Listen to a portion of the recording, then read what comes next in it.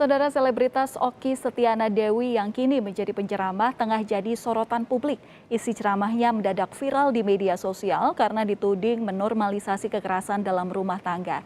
Kritik pun mengalir karena KDRT adalah bentuk pelanggaran pidana. Hal bisa loh istrinya ngadu sama orang tuanya itu. Aku baru dipukul, ada KDRT kekerasan dalam rumah tangga. Suamiku itu kan kalau perempuan kadang-kadang suka lebay ceritanya, nggak sesuai kenyataan, dilebih-lebihkan gitu. Orang kalau lagi marah, lagi sakit hati kan ceritanya suka dilebih-lebihkan biasanya. Tapi sang istri mengatakan, ya Allah Pak Bu, aku tuh nangis karena aku rindu sama bapak sama ibu. Suaminya luluh hatinya, istriku itu Masya Allah menyimpan aibku sendiri, ya Allah, luar biasa. Makin sayang dan cintalah suami tersebut. Jadi nggak perlulah cerita-cerita yang sekiranya membuat kita menjelek-jelekkan pasangan kita sendiri. Ada sebuah kisah nyata. Cuplikan video ceramah selebritas Okky Setiana Dewi yang ternyata direkam pada 2 atau 3 tahun lalu ini tiba-tiba viral di media sosial. Gara-gara isi ceramah ini, bintang film Ketika Cinta Bertasbih ini dituding menormalisasi kekerasan dalam rumah tangga, bahkan menganggapnya sebagai aib. Ketua Tanfiziyah PBNU Alisa Wahid menyayangkan isi ceramah Okky Setiana Dewi. Menurut Alisa, Okky mengambil contoh yang salah karena KDRT bukanlah aib. KDRT itu tidak boleh dianggap sebagai aib yang harus ditutupi gitu Mbak. Itu sebuah kekerasan dan kekerasan itu harus diselesaikan. Ketika menyelesaikan kekerasan tidak bisa sendirian, ya dia harus meminta pertolongan pada pihak lain, jangan ditutup-tutupin. Apalagi kemudian sampai berbohong kepada pihak lain untuk melindungi si pasangan, begitu. Jadi contohnya salah, gitu. Walaupun temanya tema yang berbeda, gitu ya. Dari kacamata hukum, apapun bentuknya, penganiayaan adalah tindak pidana, meski di bawah payung rumah tangga.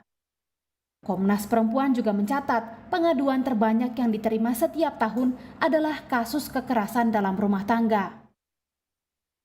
KDRT itu tindak pidana dan tidak boleh dilakukan karena itu merugikan dan mengakibatkan penderitaan bagi seseorang, yaitu apakah istri ataupun suami.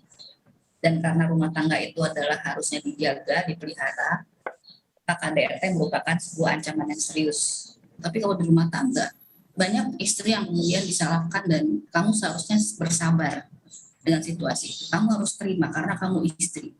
Padahal ini soal manusia yang kebetulan dalam aspek rumah tangga ya. Nah kebanyakan itu seperti itu dan pengaduan terbanyak tuh memang KDRT. Setiap tahunnya itu paling banyak dan perceraian itu disebabkan KDRT. Ya Allah. Menurut psikolog klinis, kekerasan dalam rumah tangga tak hanya berdampak pada korban, tetapi juga dapat merusak konsep cinta pada anak-anak. Anak-anak bisa belajar bahwa meluapkan kemarahan dengan menganiaya keluarga atau orang yang disayangi adalah hal yang wajar. Pemahaman tentang kekerasan dalam rumah tangga dari sisi agama dan hukum pidana juga harus dimiliki oleh figur publik agar tak menimbulkan salah kaprah masyarakat. Orang tuh harus mampu membedakan antara mana yang aib gitu ya, mana yang bukan gitu. Bagaimana menutupi kayak itu tidak membahayakan diri itu yang perlu dipahami oleh banyak orang. Nah sayang sekali ketika hal seperti ini dinormalisasi oleh public figure gitu ya, khususnya apalagi dibungkus dengan konteks religius, ini agak sulit membuat perempuan merasa bahwa saya valid loh merasa seperti ini, saya valid merasa terintimidasi. Saya valid merasa takut gitu. Ini bukanlah lebay, ini bukanlah sesuatu yang saya lebih-lebihkan gitu. Bahwa kenapa sih korban itu harus bercerita? Korban bercerita itu bukan untuk membuka aib, tapi salah satunya adalah menyelamatkan diri. Dalam Islam itu ada maqasid syariah, yaitu adalah tujuan hukum Islam itu apa? Salah satunya adalah menjaga diri, hifdzun nafsi, menjaga diri, keselamatan diri, baik fisik maupun mental. Dan yang kedua adalah kenapa korban harus bercerita, yaitu adalah untuk memutus tali kekerasan. Menyadari video ceramah lamanya tiba-tiba viral, Jumat 4 Februari kemarin, Okky Setiana Dewi menyampaikan permintaan maaf lewat akun Instagramnya. Okky menulis, "Terima kasih atas perhatian dan kasih sayangnya. Tentu saya sangat menolak kekerasan dalam rumah tangga. Mohon maaf lahir batin atas kesalahan dalam menyampaikan dan semoga Allah mengampuni saya dalam setiap kesalahan-kesalahan saya.